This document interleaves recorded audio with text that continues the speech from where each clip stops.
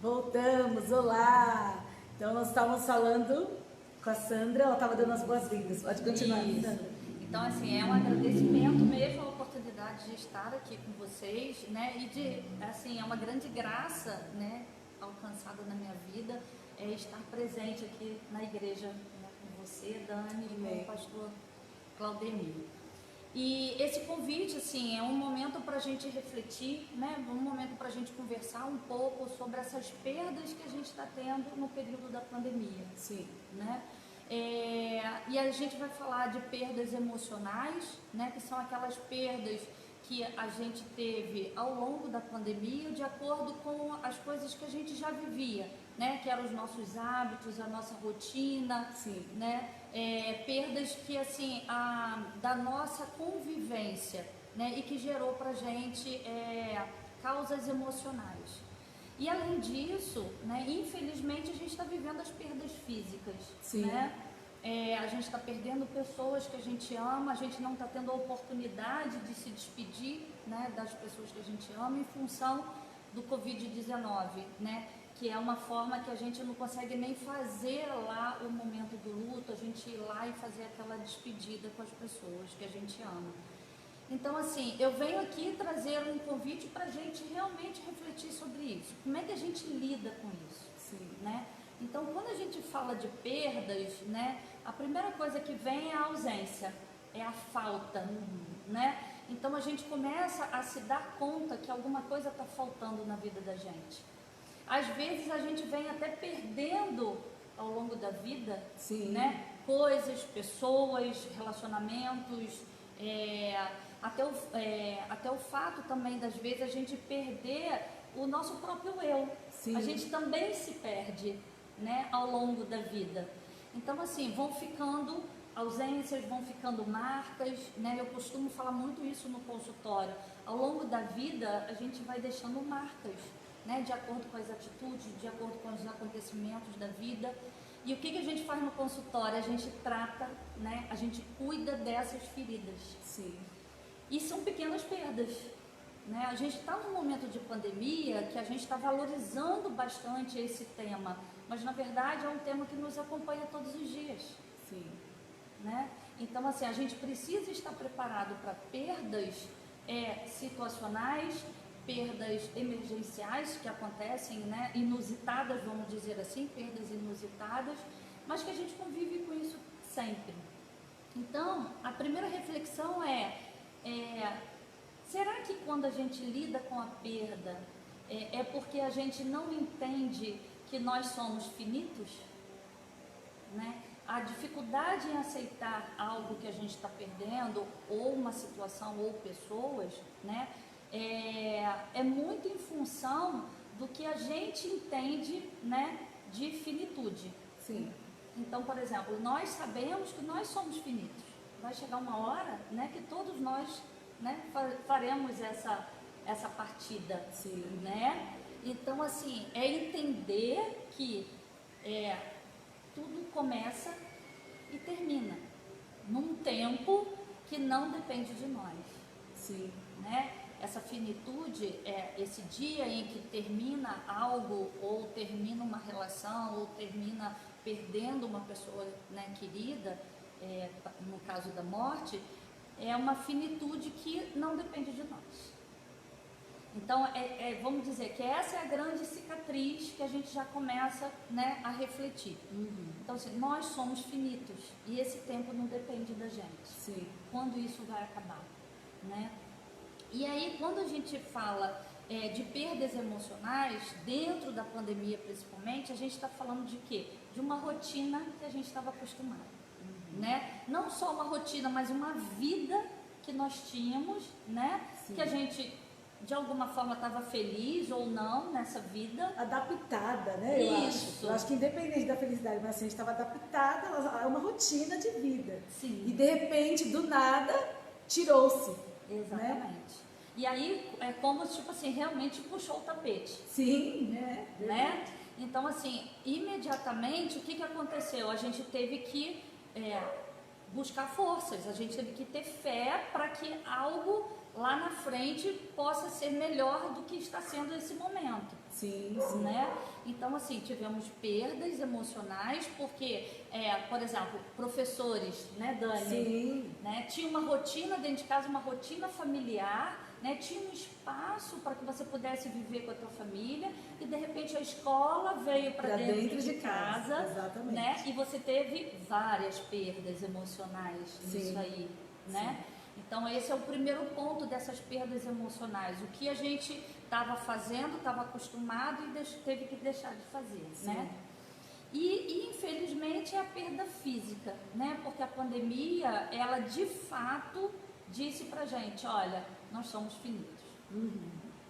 Né? Até então a gente estava vivendo aquela coisa que tipo assim, não sei quando vai ser, então como eu não sei quando vai ser, eu vou vivendo. Não, é verdade. Quando começou lá na China, né, o negócio do Covid, não sei se vocês estão lembrados, dezembro, finalzinho do ano passado, lá na China começou o vírus e tal. A gente pensava que talvez nunca chegasse ao Brasil, pensando Brasil, São Paulo, Itararé, uma cidade menorzinha, jamais. E a Covid tomou conta de todo mundo e de uma forma muito rápida.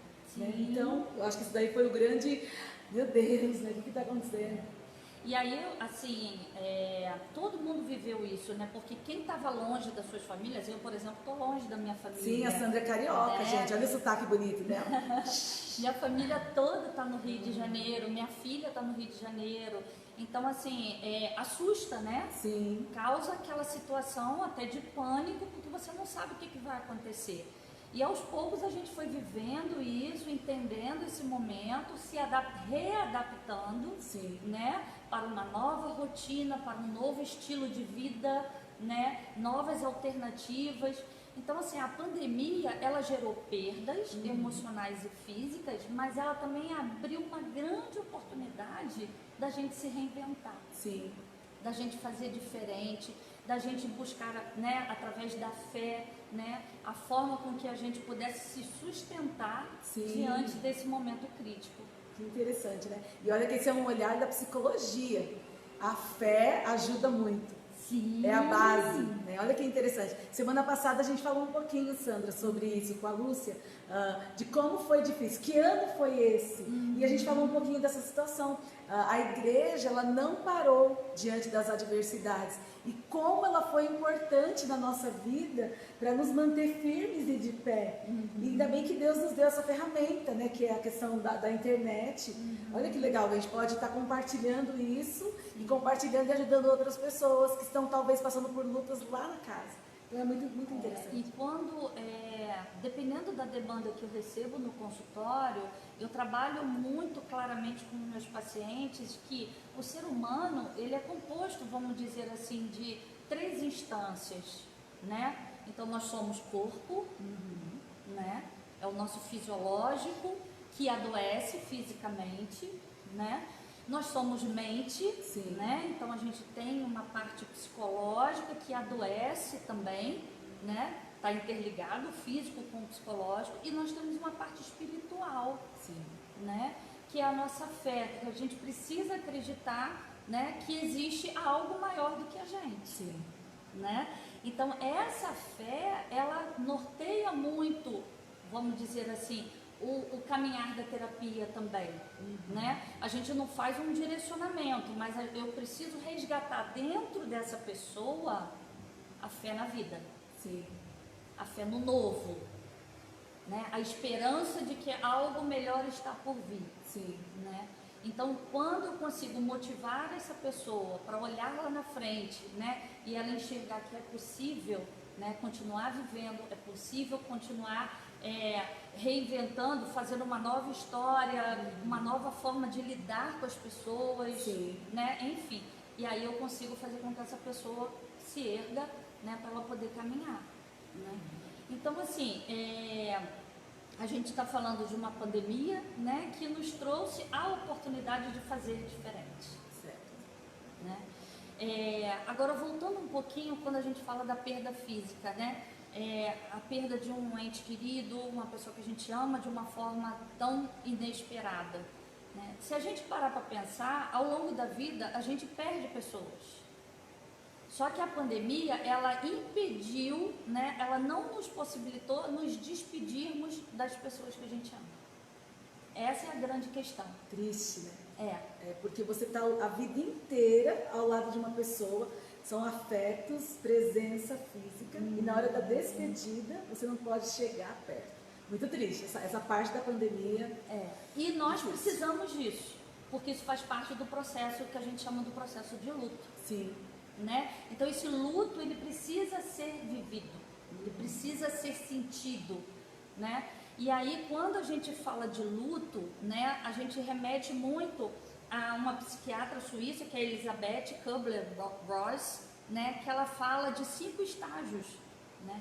E que de fato a gente vive isso quando a gente está no processo de luto, né? Então quando a gente recebe a notícia, né, de que a gente perdeu, né? Não estou nem falando do antes, né? Porque a pandemia também fez a gente viver o luto antecipado.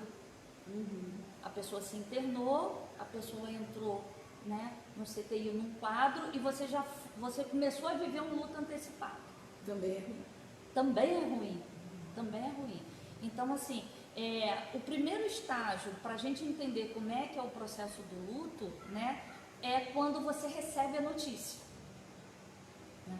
E aí ela fala de 5 estágios, que é a negação, a raiva, a negociação, a tristeza ou a depressão, né, e a aceitação.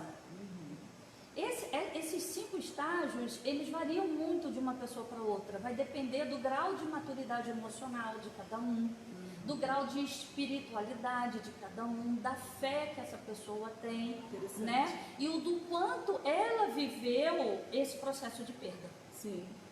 Né? Então são 5 estágios que eles podem variar de um momento para o outro. Você pode viver até 2, 3 estágios desses ao mesmo tempo. Por exemplo, você recebeu a notícia. No primeiro momento é a negação. Não, eu não acredito. Sim. Eu não quero acreditar nisso. E aí vem a raiva. Por que que isso aconteceu? Né? Vem a emoção da raiva. Eu não queria que isso acontecesse. E você acaba culpando alguém, né? E quando você tem uma relação com Deus, né, mesmo não querendo, você questiona Deus disso. Sim, sim. Né? Desse momento que você está vivendo. Você faz esse questionamento. Então a negação e a raiva, ela fica muito próxima.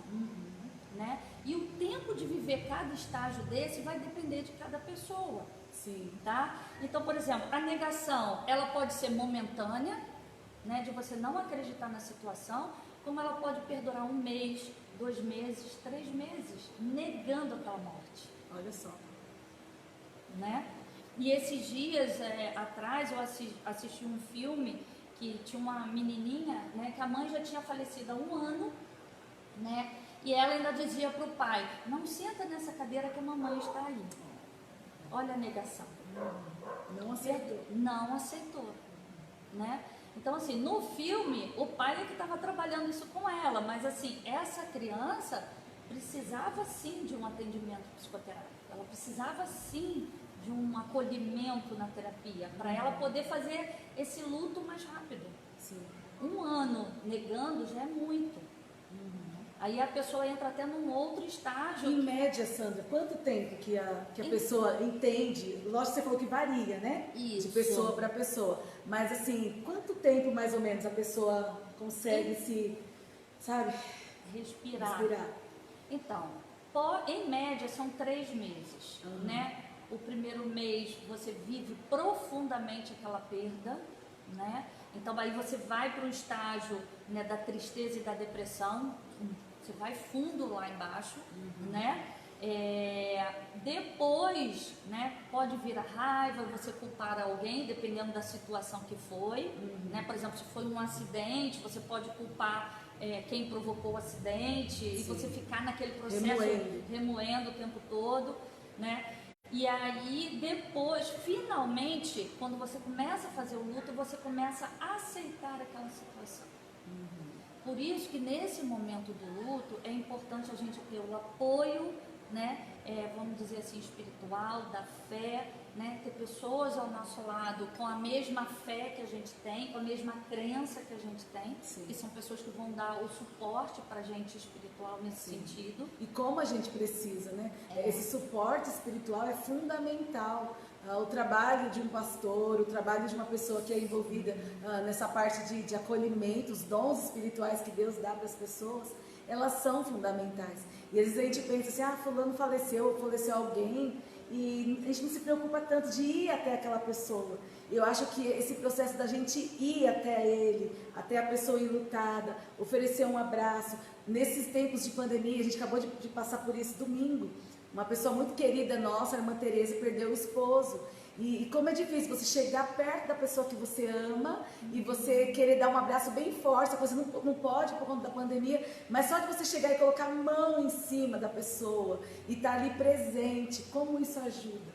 E eu senti isso nela, no domingo passado.